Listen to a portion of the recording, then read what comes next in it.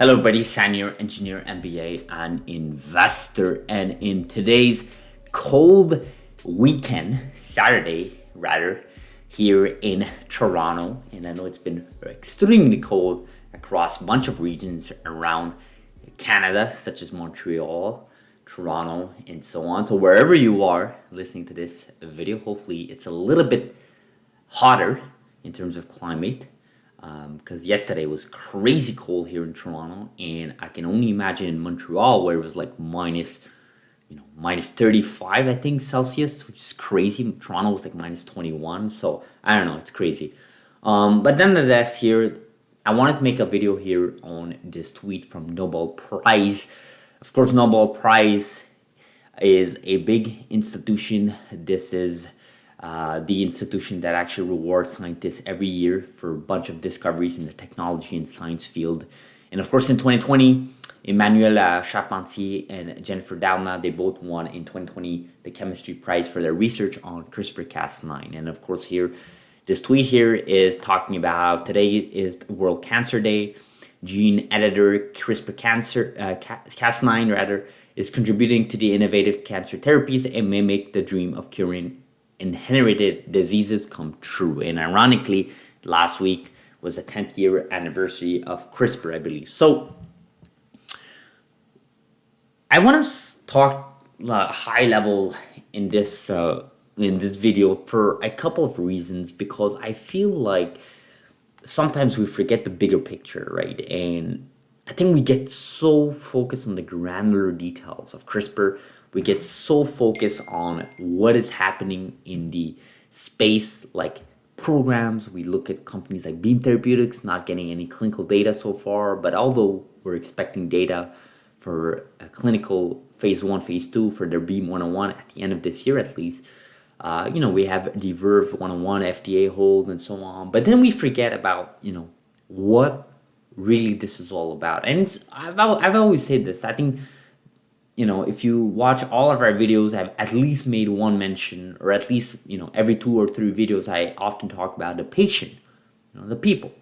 And, cancer is something that has happened across many, many regions around the world, that has affected many families, many communities, that have taken out individuals that could have lived 20, 30, 40 years more.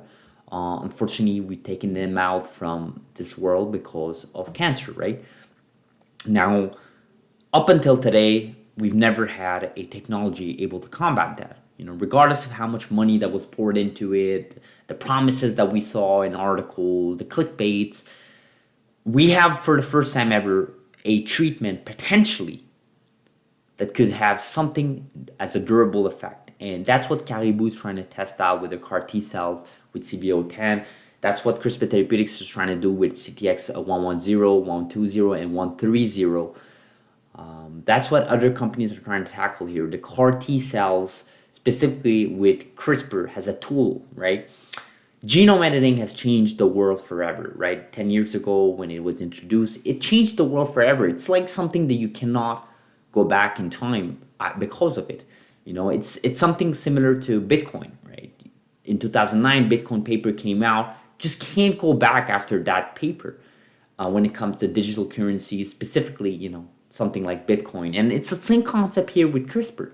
You cannot go back before 10 years ago after that technology was developed, because now you have, for the first time ever, a tool that could potentially cure many diseases, that could potentially cure cancer, that we've never had that opportunity. Now, of course, this tool is to be refined, could be more efficient.